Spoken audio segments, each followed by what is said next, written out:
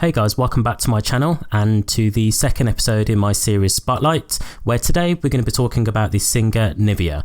So let's get right into it. So Nivea, who is an American singer, is most famous for her earlier work in the early 2000s and also for her Grammy-nominated hit Don't Mess With My Man. So Nivea to date has released 4 studio albums and 1 EP. So Nivea first became popular in 2000, where she appeared on Mystical's hit single Danger, Been So Long. Now this is kind of where I first saw Nivea from the video and heard her on the single, and I thought she was actually really good.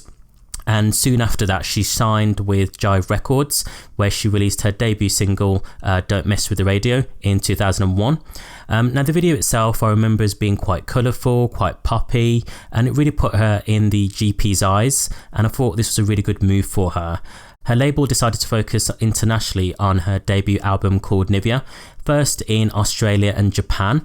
So the album itself was released in 2001, and peaked at number 80 on the Billboard 200 and number 85 on the R&B charts. Now, the actual album Nivea for me was my first real introduction to her. I thought this was a fantastic album, and this is one of the only albums that I can honestly say, hand on my heart, that I can listen to from start to finish and not skip a track. I love every single track on this album. But during this album, Nivea worked with a wide range of producers and songwriters, including Brian Michael Cox, R. Kelly, the Neptunes, Teardra Moses, and Neo as well. And like I said, it's an album that I can listen to from start to finish. It was a real good blend of pop and R&B, and it was very radio friendly. In terms of singles, the first single, like I mentioned, was Don't Mess With The Radio, which was released in May of 2001. The follow-up single, Runaway, I Wanna Be With You, released in December of that same year. And this was probably one of my favourite singles off the entire album. Don't Mess With My Man was released in August of 2002. Laundromat, which was R. Kelly produced, was released in April of 2003. And then the final single, which was 25 Reasons, and Ya Ya Ya, which I assume was a double single, was released in 2003. Like I mentioned, Runaway was my favourite single off the album, which was produced by the Neptunes, and it was written and produced by Pharrell and Chad.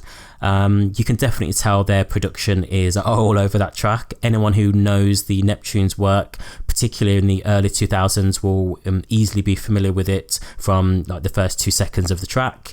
Other tracks that I really liked off the album was Still In Love, which was actually co-written by Teardra Moses, which I didn't realise. I also like the track Ya Ya Ya, which was also produced by R. Kelly and featured Lil Wayne. I also really liked the bonus track, which I think it was a bonus track in Japan. You can correct me if I'm wrong below, but that track was called Jewelry. So I really liked that, and I know it was also on the reissued album.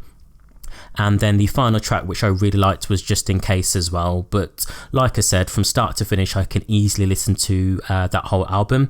It just takes me back to, being a young adult and kind of experiencing life. Me and Nivea are the same age. So it's a really good album. It's a real blend, like I said, of pop and R&B. Really easy listening, really easy going. It's just kind of a young girl experiencing life and having fun. So I really liked it. Following the success of her first album, she then went on to release the buzz single You Like It Like That, which featured the rapper Rashida. And this one peaked at 86 on the R&B charts. And around that time, she also met her would-be then husband, The Dream, and they started working on her second album. So the second album itself, her sophomore, was produced by mainly The Dream, with some additional production by Little John, R. Kelly again, and also B. Cox, and also Jermaine Dupri.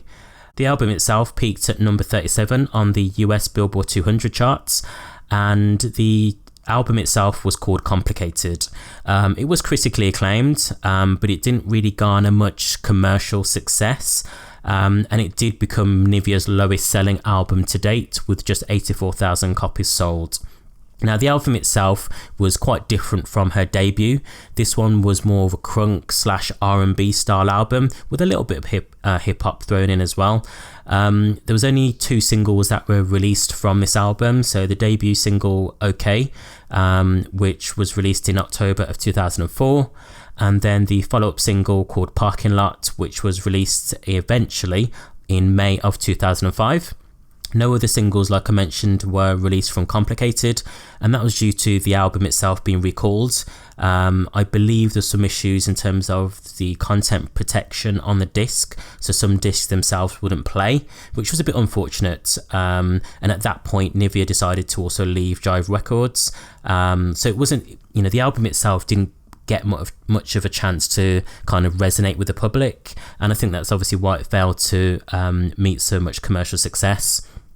Like I mentioned, OK was the first single and probably my favourite from the album.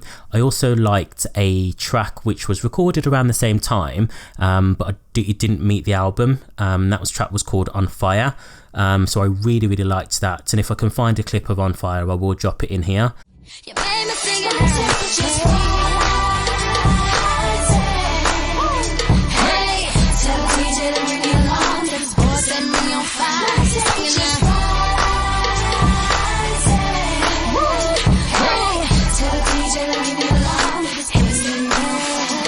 But for me, the tracks OK and, like I said, On Fire were fire to me. The track, coincidentally, On Fire, was then given to another singer called Leah, and you can probably find that somewhere if you look online, the finished version of the track called On Fire. So Nivea went on to release her third album called Animalistic. Now, this album was only released in Japan, and it was released in November of 2006. Now, I'm a bit unsure why at this point Nivea decided to focus on Japan. I know there's quite a few artists who get a lot of success overseas. Kelly Rowland, Cassie to a certain extent, when they release tracks or albums, they tend to do better overseas. And this was a tactic that Nivea used as well. The debut single off the album was called Watch It, and it got a bit of airplay. It was planned for a release in the US, eventually shelved, and I'm not too sure why that was. When I did some research, I wasn't really able to find out the reasons why the track itself was actually put on the shelf, which is a bit of a shame. Nivea also premiered some material on her MySpace, so we're talking a few years back at this point, guys, when we're talking about MySpace, but she previewed tracks such as I Might, Look Back and Zodiac, but they were never officially released as any singles. Like I mentioned, I really like Watch Me. It was a very different sound for Nivea. Again, it was a bit more of a hip-hop R&B sound, and very different from her pop sound that she released on her debut. I also really liked the vocal style of Nivea, and it's something that I mentioned in my previous video to do with Nivea. She's very good at harmonizing and backing vocals, and that really came out on the Animalistic album as well. So I really like that. In 2012, she then announced a fourth studio album, which was going to be called Purple Heart, and it was set for a May release of that year. However, she then decided to rename the album to Nivea Revealed, and the first single from the album was called Loud Blunt, which was released in November of 2013 on digital services. So we're talking iTunes, or maybe Spotify was about at the time, but definitely iTunes. Single itself was okay. It wasn't my style for Nivea, if I'm honest. I just preferred a more commercial R&B sound for her, something that's going to really get some good airplay on the radios, and I just didn't feel that Loud Blunt, in my opinion, was the right single choice for her. In October of 2015, she announced that she'd be releasing 2 albums simultaneously through her own record label. So at this point, she's obviously gone independent. One of the projects was going to be called the Randy Watson Collection, and this one would be more of an acoustic sound, with her father being behind the production of the album. And according to Nivea, Randy Watson was meant to explore more of a love story between herself and two different men. And I'm still got my fingers crossed that we'll hear that project someday, if it's not imminently coming. And the second album was meant to be called Mirrors, which is obviously the album that we got a few weeks back, which is going to be a more R&B/urban album, and that's clearly what we got from Mirrors as well. Now I did do a review of Mirrors in a bit more detail, which I'll link in below. But tell me what you think. I think Nivea's had quite a tough time when it comes to music. I don't think she's been given, a chance by the GP, which is a bit of a shame because she's a really, really good singer. I think she's a really good performer. I personally think, and this is just my opinion, I think that she was a little bit too commercial for the R&B market. And when she tried to transition across, she probably wasn't being received as well as your Sierras and your Christina Milians, who were out at the time.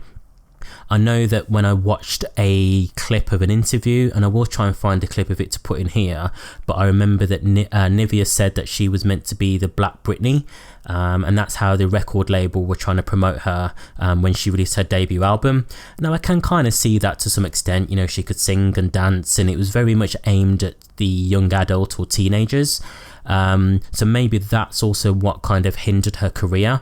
But like I said, it's a shame because for me, she's got some fantastic songs.